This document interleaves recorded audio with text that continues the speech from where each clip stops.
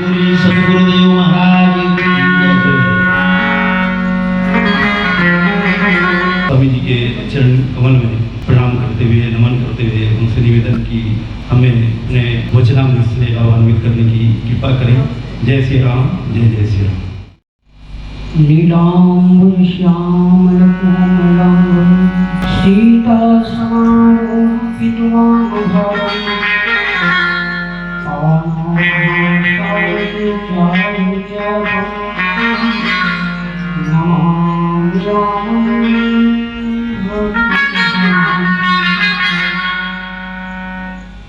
अतुलित बलधाम हेम सकल गुण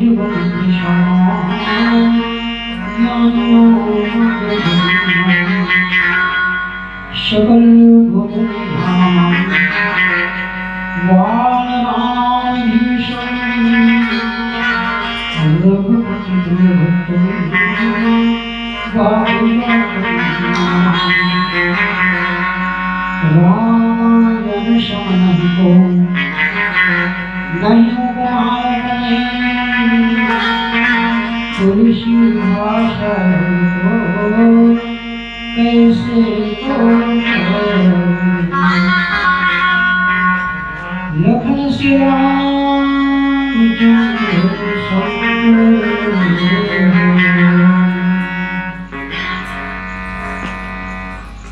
अमर्त्य महामहिम भिन्न भिन्न स्वरूपों में उपस्थित आत्मनिष्ठित आत्म कल्याणार्थ जिज्ञासु श्रोता समाज,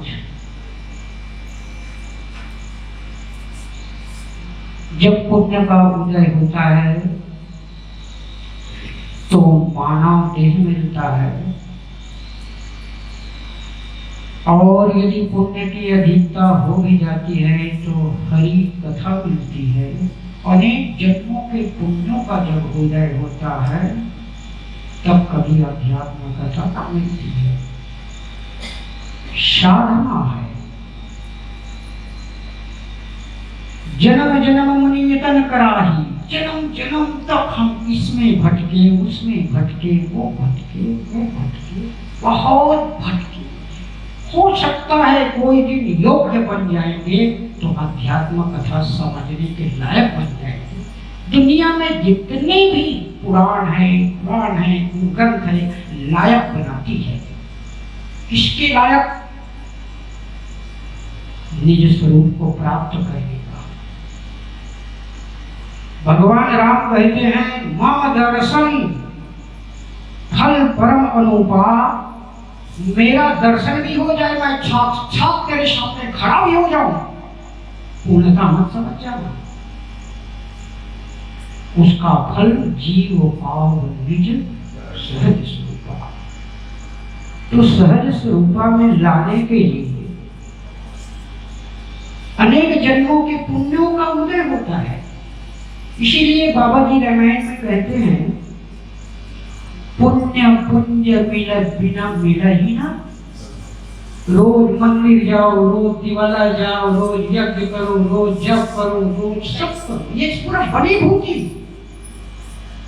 जब बनियार बहुत पैसा सकेल रखे ना, ओकर बाद में एक आध रुपया जब मिला खरीद कर, वो इसने बहुत पुण्य कमा था। यज्ञ करके, जप करके, तप करके। यज्ञ जब तप धर्म नहीं है, वो एक चारा है, गाय को खिलाने का चारा है। समझो, जब तक हरि तृण चरे जब गाई, भाव भक्ष जिन पाए पिठाई। जब तक ये जितने भी है सब चारा है, दूध नहीं है। हम अच्छा से कुछ कर लेते हैं, वो बात अलग है। हम योग्य बनने के लिए करते हैं, तो योग्य किसके लिए बना? एक क्षण में महापुरुषों के द्वारा मुक्त हो जाने के लिए, उसके लायक तो बन जाए। जितने भी पंथ है, मजहब है, संप्रदाय है, सब योग्य बनाती है, लेकिन सिद्धि देती। बिस्तर में सोए सोए लोग कहते हैं हम पंथ वाले हैं, मंजिल वाले कब बनोगे? मंजिल वाले कब बनोगे? रास्ते में मत भटको। और ऐसे एक जन्म में रास्ता में भटकते भटकते प्राण त्याग दिया, दूसरा जन्म आएगा, फिर कोई न कोई रास्ता में भटकोगे, किसी के रास्ता में भटकोगे, किसी के रास्ता में भटकोगे। याद रखना, कई जन्म तक रास्ता में भटकोगे तो कभी होश आएगा, तब कभी आध्यात्मिक संत के शरण में जाओगे और कहोगे मुझे निज स्वरूप चाहिए। विषय हम चर्चा करने का प्रयास करते हैं। बंदो गुरु पद पदुम परागा सुरुचि सुवास सरस अनुरागा। बंदो ज्ञान पद का शब्द है, नमन अभिवादन भक्ति पद का शब्द है, प्रणाम करना उपासना पद का शब्द है, दंडवत करना कर्म पद का शब्द है। लेकिन यहां बंदो शब्द लिखा है, इसके लिए गुरु के लिए। गुरु की वंदना की जाती है, तो बाबा जी ने ऐसा क्यों लिखा? वंदना शब्द की विशेषता यह है कि आज के पहले जितने भी गुरु पद में थे और आज जितने गुरु पद में हैं और भविष्य में जितने गुरु पद में रहेंगे उसकी वंदना करता हूं। प्रणाम नहीं कर रहा हूं, दंडवत नहीं कर रहा हूं। प्रणाम दंडवत तो कोई गुरु होता है तो सामने होता है। प्रणाम करना ऐसा है कि एक होल्डर में दो वायर स्टार कर लो और बिजली यहां चल रही है जी। गुरु के करंट ले लो, जो हाथ है अच्छी और फेस करंट ले लो, यहां पर चला लो जी। इसको प्रणाम कही जाती है। दंडवत किसको कहा जाता है? इंडिकेटर बन जाओ, इंडिकेटर बन जाओ। अरे वहां वायर की जरूरत नहीं है, ऑटोमेटिक जब तक लाइट रही तब तक चली। डायरेक्ट मस्तक है, उसको दंडवत कही जाती है। समझना विषय। और नमन अभिवादन, गाड़ी चलाते जा रहे हो, कुछ दिख गया, मस्तक झुक गया, हो गया, वहां कुछ करने की जरूरत पड़ती है। लेकिन इससे भी ज्यादा कठिन है वंदना करना। एक वंदना शब्द वर्तमान भूत भविष्य को जोड़ती है और ज्ञान पथ में वंदना होती है। विषय जानिए। गुरु भी चार प्रकार के होते हैं। गुरु, स्वगुरु, परम गुरु, परमेष्ठ गुरु। पद भी चार होते हैं। पद माने होता है पोस्ट, डिग्री ज्ञान पथ में। पद माने कर्म पथ में होता है पैर। पद माने भक्ति पथ में होता है आधार। और पद माने उपासना में होता है मर्यादा। चारों बंदा, गुरु, पद। अब ये गुरु के पद में क्या होते हैं? सुरुचि, सुवास, सरस, अनुरागा। इसको अच्छे से समझ जाना है, रामायण जल्दी समझ में आ जाएगी। ये क्या है? फूल है जी। ये फूल है तो फूल अलग है और देखने वाला मैं अलग है। मैं देखता हूं तो फूल दिखता है। तो रामायण आप पढ़े हो, रामायण में लिखा है कि परवश जीव सुबस भगवंता, जीव अनेक एक श्रीकंता। एक होता है श्रीकंठ और अनेक होता है, एक से दो है तो जीव है। फूल आपको दिख रहा है तो आप जीव है जी। आप देखने वाला भी है, फूल भी दिख रहा है। क्यों? ये क्या है? फूल है। तो फूल को किसने देखा? किसने देखा? किसने देखा? नहीं समझ में आई जी। आपने देखा? फूल को मैंने देखा। विषय देखिए, फूल को देखने वाली मेरी आंख है और आंख इंद्री है।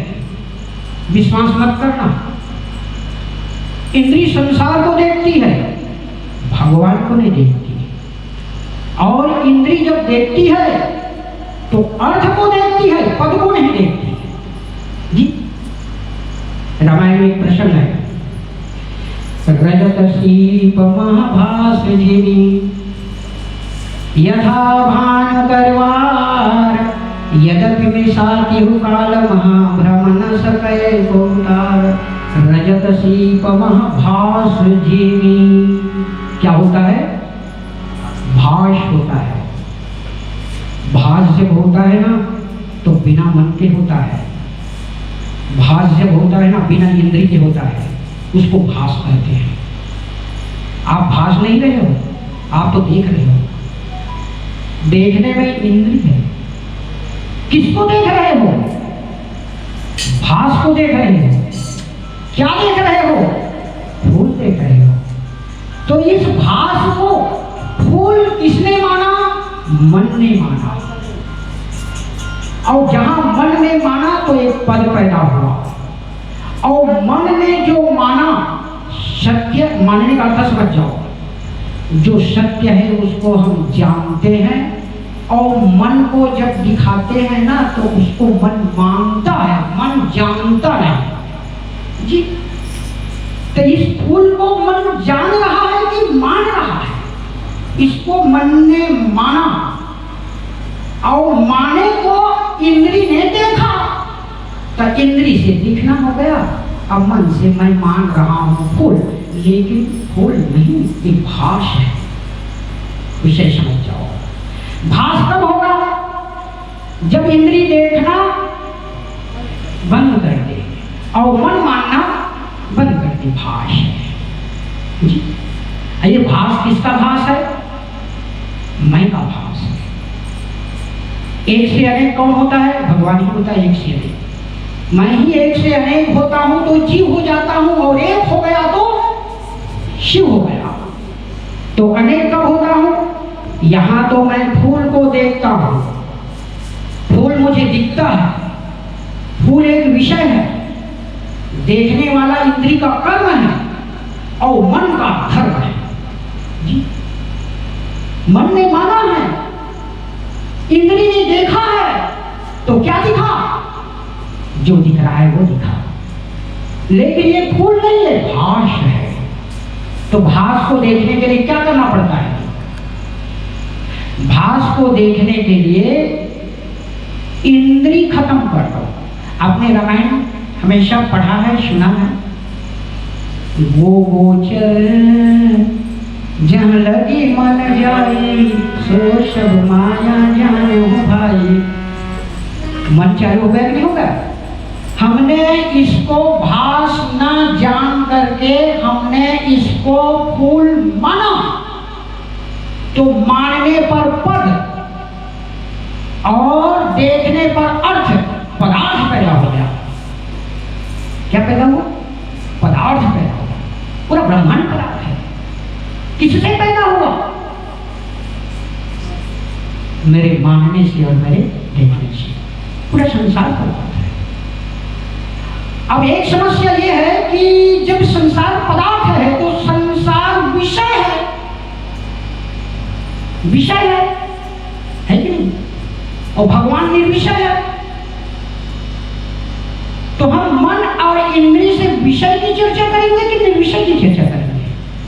विषय की चर्चा करेंगे। और भगवान तो विषय में है ही, वो तो निर्विषय है। हम संसार चर्चा कर सकते हैं, भगवान चर्चा करना मुश्किल है। वो तो किसी गुरु की शरण में मिलता है। संसार देख रहे हैं, संसार दिखता क्यों है? प्रश्न ये करोगे, संसार दिखता क्यों है? दिखता क्यों है? मन दर्पण है। रामायण में खोल के देखो। जनमन मंजू मुकुल मलहरणी। आपके पास मन है कि नहीं? मन पैदा हुआ कि नहीं हुआ? मन आपके पास पैदा हो गया ना, तो मन दर्पण है। तो मन रूपी दर्पण से कौन देखता है? मैं देखता हूं। तो दर्पण में कौन दिखता है? मैं ही दिखता हूं। देखता मैं और दिखता। अब मन क्या है? परिभाषा समझ जाओ। मायापति भगवान आत्मा मान्यता से जब संपर्क स्थापित करता है ना, तो मन पैदा होता है जी। और मान्यता नहीं है और आत्मा है, और है नहीं का मिश्रण से मन पैदा हो गया जी। और ये पैदा हुआ है तो कौन है? मैं ही तो मन हूं, कोई दूसरा तो है ही नहीं है।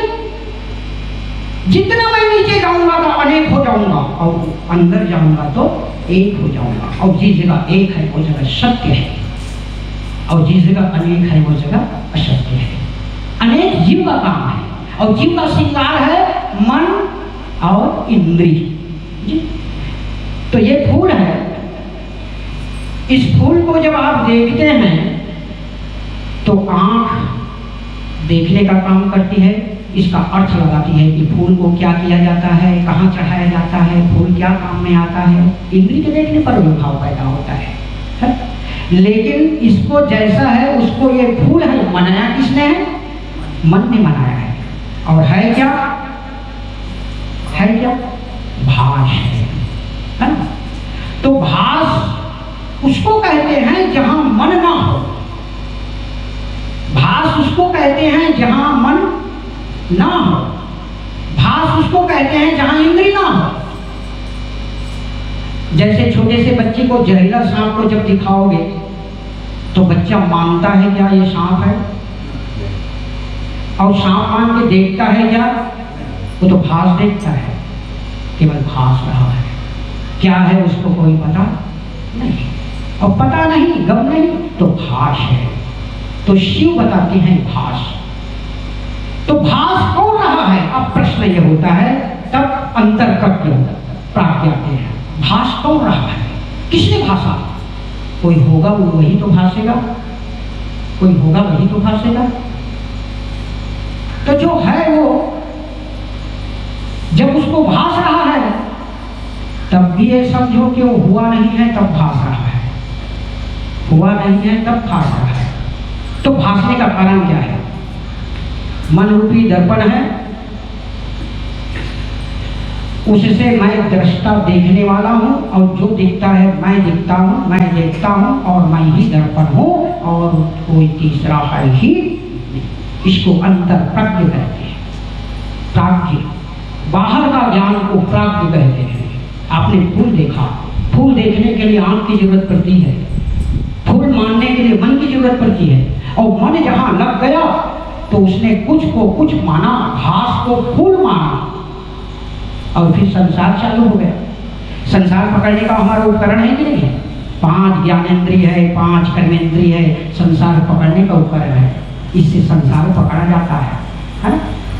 कोई चीज मारे है फिर आंखी से देखे जाता, आंखी उपकरण है, आंखी के कर्म है, और दिखत के विषय है।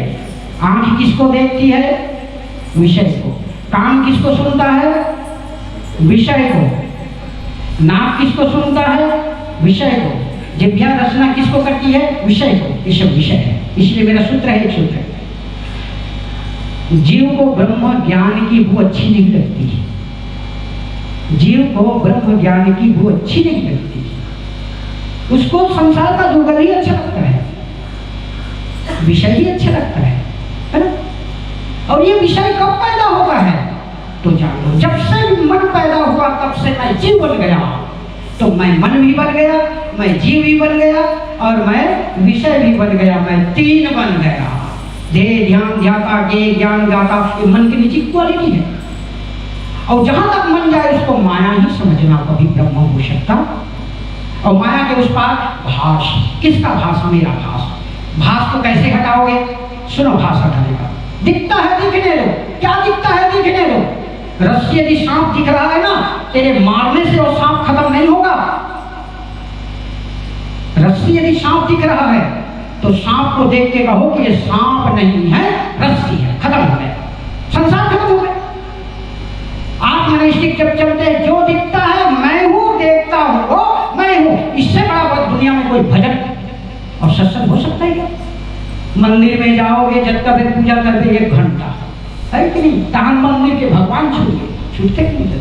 रामायण में बैठे आधा घंटा कहे तो वो छूट गए, लेकिन जो ना छूटे, जो ना छूटे, मैं आत्मा हूं, जो ना छूटे, उसी का नाम सच्ची भक्ति है, जो नित्य होता है। तो मैं आत्मा कैसा हूं? निर्विषय हूं। अब निर्विषय पर चर्चा करें। जिसके पास उपकरण होता है वो चर्चा विषय चर्चा है, और जिसके पास उपकरण नहीं होता है वो निर्विषय की चर्चा है। उपकरण किसके पास नहीं है? मैं शुद्ध आत्मा, मैं आत्मा के पास कोई उपकरण नहीं है। मैं आत्मा कैसे सुनता हूँ? बिना उपकरण के सुनता हूँ। मैं आत्मा बिना उपकरण के सुनता हूँ। ये कान संसार सुनती है, कान विषय को सुनता है, और मैं कान सुनता है कि नहीं सुनता है, मैं उसको सुनता हूँ। कब सुनता हूँ? अनादिकाल से सुनते आ रहा हूँ, आज भी सुन रहा हूँ और भविष्य में भी सुनता रहूंगा। ये मैं आत्मा सुनता हूँ। किसी उपकरण से? ये आंख दिखाई देता है, आंख विषय को देखता है। मैं कहता हूँ ये आंख विषय को देखता है कि नहीं देखता है, उसको भी मैं देख के जानता हूँ कि ये दिखाई दे रहा है, और नहीं दिखाई देता है उसको भी मैं जानता हूँ कि मेरी आंख दिखाई नहीं दे रही। उसको कौन जानता है? मैं जानता हूँ। कब से जानता हूँ? अनादिकाल से। कब तक जानता रहूंगा? अनादिकाल तक। जानो उसको जो अनादिकाली हो, जिसका आदि अंत ना हो। तो वैसे ही किसी भी विषय को ग्रहण करने के लिए, संसार के विषय को ग्रहण करने के लिए हमारे पास पकड़ने के लिए ज्ञानेंद्रिय और कर्मेंद्रिय है। ये ज्ञानेंद्रिय कर्मेंद्रिय काम करता है कि नहीं? कौन काम करता है उसको भी मैं जानता हूँ। कौन काम करता है, कौन काम नहीं करता है। रात में जब सोए थे आपके कान में कोई आवाज आई? एक कान तो जब आवाज आती है तब सुनता है, आवाज नहीं आती है तो नहीं सुनता है। लेकिन मैं 24 घंटा सुनता हूँ कि कान सुन रहा है कि नहीं। रात में सोए हो तब भी मैं सुनता हूँ, क्योंकि सब सो जाए लेकिन मैं आत्मा कभी सोता नहीं हूँ। और जो जागने पर और सोने पर माने उसको डर है, वो जीव है, इसलिए जन्मना और मारना एक प्रपंच है। ये जीव का प्रपंच है, ये आत्मा का प्रपंच है। आत्मा अनादिकाल से था, है और रहेगा। मैं जब पहले भी था उतना ही जानूं जितना मैं आज जानता हूं, उतना ही मैं भविष्य में जान जाऊं। उसी का नाम ज्ञान है। ज्ञान की परिभाषा समझ जाओ। 2 शब्द मैंने सुन लिया, वो ज्ञान नहीं है। ज्ञान किसको कहा जाता है? कि आज से पहले मैं जितना जानता हूं। आप सोए थे कि नहीं सोए थे? सोने के बाद में आज उठते हो तो कहते हो कि नहीं कहते हो कि सोने में बड़ा आनंद आया? कहते क्यों कहते? उस समय सोने के समय आनंद को आपने जाना कि नहीं जाना? जब मूर्छा हो गया हो तब के 2 घंटा में मोर कोई होश नहीं, मोर होश नहीं, मैं होश नहीं कहा। ये मोर मन बुद्धिमान मूर्छा हो गया। मूर्छा होना मन का काम है, मैं आत्मा का काम नहीं है। उसको ये मन का काम है। मन 3 जगह लय होता है, मन 3 जगह नष्ट होता है। कैसे? सोने पर अज्ञान में लय होता है, लेकिन उस समय मन रहता है, उसको ज्ञान होता। जब मूर्छा आ जाती है तो मन की मूर्छा होती है, मैं आत्मा की मूर्छा। मूर्छा को भी मैं जानता हूं कि 2 घंटा तक पहुंच नहीं रहा है। जाना कि नहीं जाना?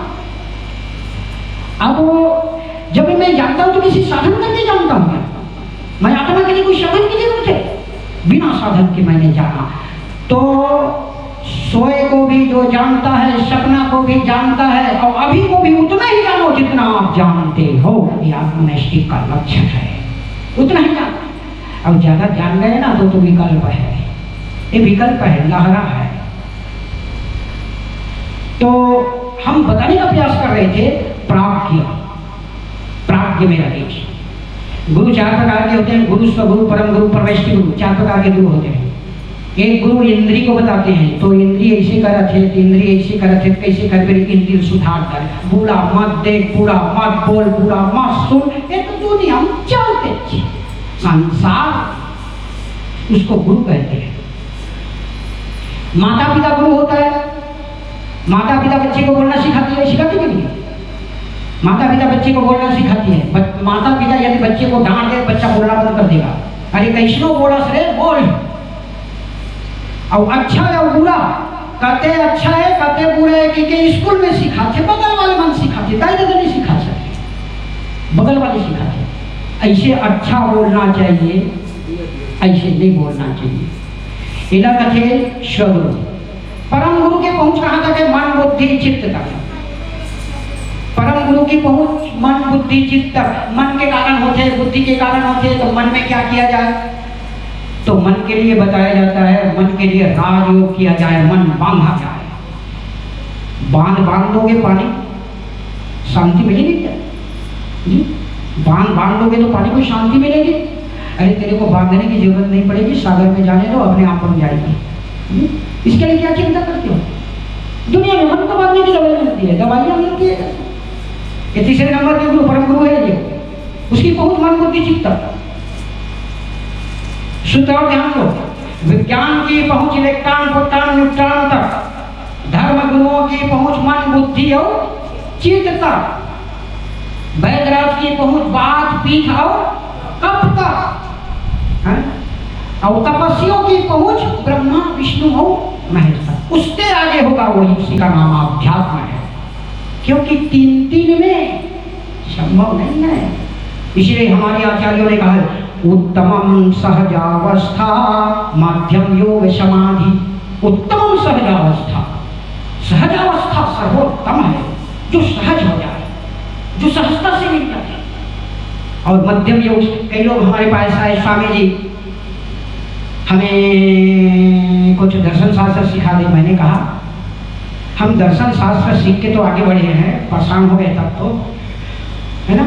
हमने तो दर्शन शास्त्र सीख के परेशान हो गए, तब तो आगे बढ़े हैं। कहा और नहीं सीखे रहते तो हमारे ही महान। मैंने कहा मैंने दर्शन शास्त्र छोड़ दिया। नहीं, दर्शन शास्त्र में भगवान दिखाते। मैंने कहा भगवान नहीं दिखाता है। मैं क्या दिखाता है, मैं चल बता देता हूँ। एक मंदिर होता है, मंदिर में दिया जलाते हैं, नहीं जलाते जी? मंदिर में दिया जलाते हैं। मंदिर में घंटा संघ रहता है कि नहीं रहता है? घंटा संघ रहता है।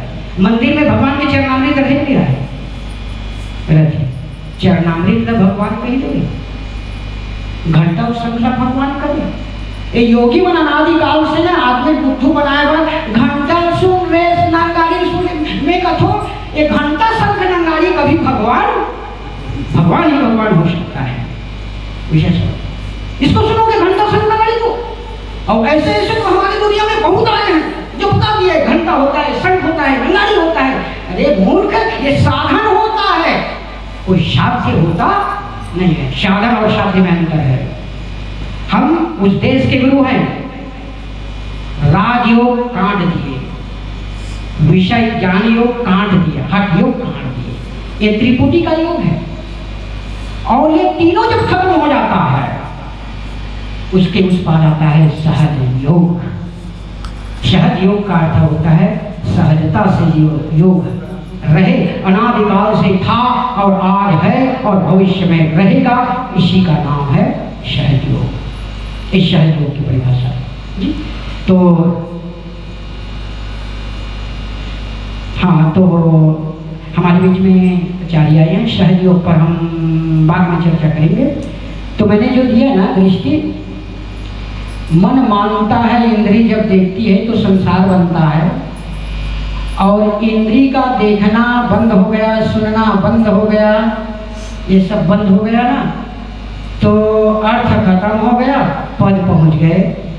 और पद भी खत्म हो गया तो भास रह गया, और भास भी खत्म हो गया तो मैं रह गया। एको ब्रह्मम द्वितीयो नास्ति, ये संदेश है। बोलिए श्री हरिपति रामचंद्र की। तो वैसे भी तो गुरु वाक्य आपको मिलती रहेगी। तो गुरु स्वगुरु परम गुरु परमेश्वरी गुरु, इसके उदाहरण तो आप समझ गए होंगे कि गुरु की ऊंचाई कहाँ तक होती है। इसीलिए कही जाती है गुरु के शरण में आओगे तत्काल सब कुछ हो जाता है, और बाकी जगह जाओगे तो 84 लाख योनि में घूमते रहो। ये दे अच्छा है, ये दे बेकार है। इंद्री और मन से परे भी हो जाए, उसी का नाम गुरु है। तो बंदा गुरु पद पदुम परादा सुरुचि श्वास सरस, कितने होते हैं? 4 चीज। सुरुचि इंद्री में होता है, श्वास मन में होता है जिसको अंतर्प्रज्ञ कहते हैं, और सरस जो होता है विषय के अभाव में होता है, और अनुराग मैं स्वरूप आत्मा का प्रतीक है। अनुकूल का प्रतीक अनुराग कहा जाता है। तो हमारा ये जो करना था वो पूरा हो गया, समय अभाव है। बाकी चर्चा हम आप लोगों को कल बताएंगे। तो बोलिए श्री आपति रामचंद्र की। ये गुरु की थोड़ी सी दृष्टि रही। और वैसे भी आज गुरु की परिभाषा लोग समझते नहीं, ऐसा कर दो। आजकल तो ऐसा होता है कि नानक लेकर कहते बाबा बीड़ी मत पीबे ते खांस फंस, और गुरु का जाई ते बीड़ी मत पीबे, बोला तो नानक लेकर कहना बताओ। गुरु हो वो चीज बताओ जिसको हम ना जानते, ये गुरु का लक्ष्य है। तो आइए इन्हीं शब्दों के साथ मैं अपने वाणी को विराम देता हूँ।